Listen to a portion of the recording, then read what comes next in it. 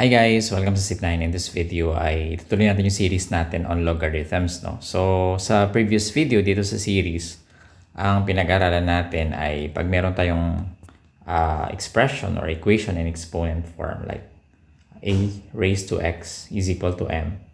Pwede natin yan transform to logarithmic form by the logarithm of yung base natin dito, base natin ng logarithm.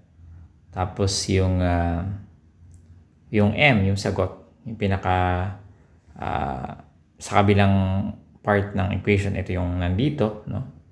Yung argument natin. And then the exponent ay nandito, no? Now, another example is if we have like a raised to y equals n, ay pwede rin natin siya isulat as logarithm of n, no, to the base a, no? Look at the pattern, no? And then that is equal to y, no? Meaning a raised to y equals n, a raised to x equals m. Okay, so ganyan yung kanyang notation. Now if you multiply a x, no, times a to the x times a to the y, this is equal to mn, di ba? Kasi ang a to the x ay equal to m, ang a to the x ay equal to m, tapos ang a to the y equals to n. So, equal silang dalawa. No? But by laws of exponent, no, pag nag-multiply tayo ng parehong base at saka may exponent sila, you have to add the exponent, meaning a to the x plus y is equal to mn. So, pareho lang naman, di ba, yung expression na yan. Now, if we convert this, no? If we convert this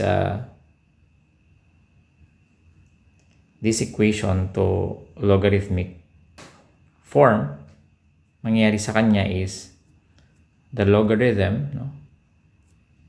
Logarithm of what? Of mn, no? mn. Lagyan natin ng parenthesis para alam natin yung mn yung ating kinukuha natin yung logarithm. To the base a, remember yung base natin dito a katulad dito sa dalawang equation. Tapos yung exponent natin, ito yung nasa kabilang side ng equation. This is x plus y, no? Okay? Nasundan nyo? So, a raised to the x plus y equals mn. Diba? But, ano ba ang logarithm of, ano ba yung x, no? Dito, x. This is the logarithm of m to the base a. And then plus, we have a plus here. And yung y natin is logarithm of n to the base a. So, ito yung isa nating law, no? Yung logarithm of a product. So, logarithm of mn to the base a is equal to the logarithm of m to the base a plus logarithm of n to the base a. Okay? Ibig sabihin, pag meron kang product, no, pwede mo siyang i-add, no? If you have a product mn and it's a logarithm, no, pwede mong paghiwalayin at pwede mo silang i-add. Pero dapat pareho sila ng base, syempre. Magkakapareho sila ng base. Okay? Tingnan natin. Magkaroon tayo ng a few examples para mas malinaw. So, example 1. What is the logarithm of 2 to the base 4 plus logarithm of 32 to the base 4? Okay? Ito ang given natin is yung addition. So, ibig sabihin, pwede natin siyang gawing multiplication, di ba? So, this is equal to logarithm of, ano ang m natin dito? 2, di ba? Tapos yung n natin is 32. So, ibig sabihin, pwede natin i-multiply, di ba? 2 times 32 to the base 4, di ba? So, 2 times 32, this is logarithm of 64 to the base 4. Naalala niyo pa yung pinaralan natin sa previous videos, no? Ano yung value nito sa pag sinabi natin logarithm, sabi ko sa inyo, we're talking about the exponent.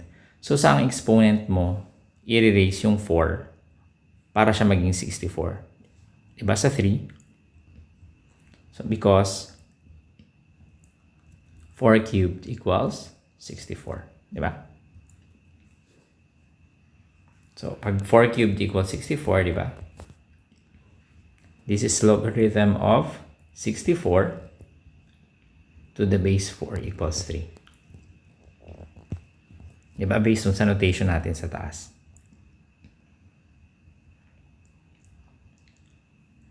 Okay, siguro one more example. So example 2, we have logarithm of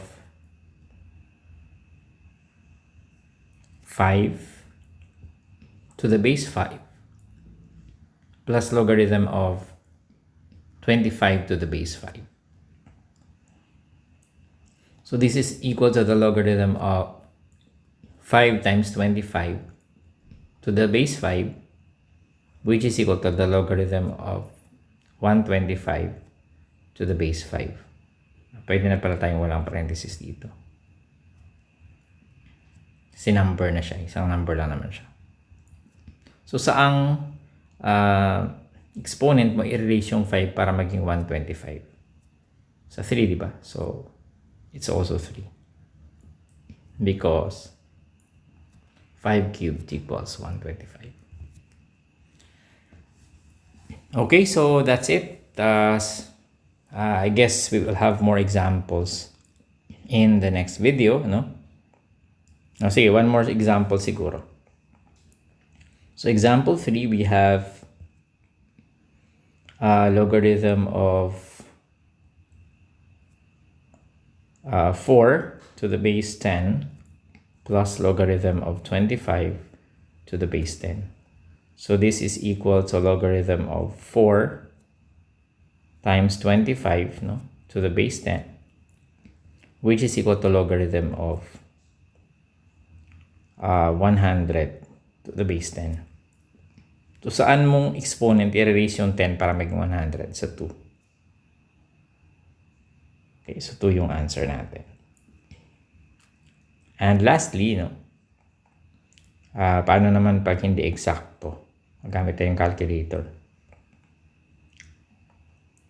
Example 4, logarithm of logarithm of 2 to the base 10 plus logarithm of 3 to the base 10. So this is equal to logarithm of 2 times 3 to the base 10, which is equal to logarithm of 6 to the base 10. So saan mo i-erase yung 10 para maging 6? Yan, di yan eksakto. So kailangan gamit na tayong calculator. So paano yun? Pag may calculator kayo, meron tayong 6, no? 6, pipindutin natin yung 6. And then pipindutin natin yung logarithm na yung log. Nakikita nyo? Yung log ito. Yan. Naka-highlight. So pag pinindot natin yan, dapat man naman una yung log tapos 6. Depende sa calculator nyo na minsan pwede nang unahin yung log tapos 6, minsan 6 and then log.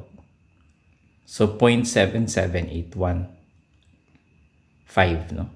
Gusto nyo gusto nyo 4 decimal places, 0.7782. Okay, so 0.7782.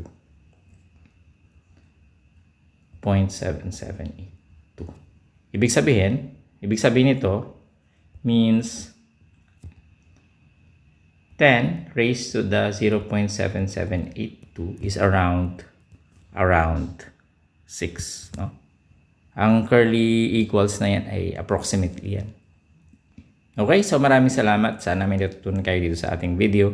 We will have more examples of logarithm of a product, no? Sa next video. Maraming salamat. I'll see you in the next video.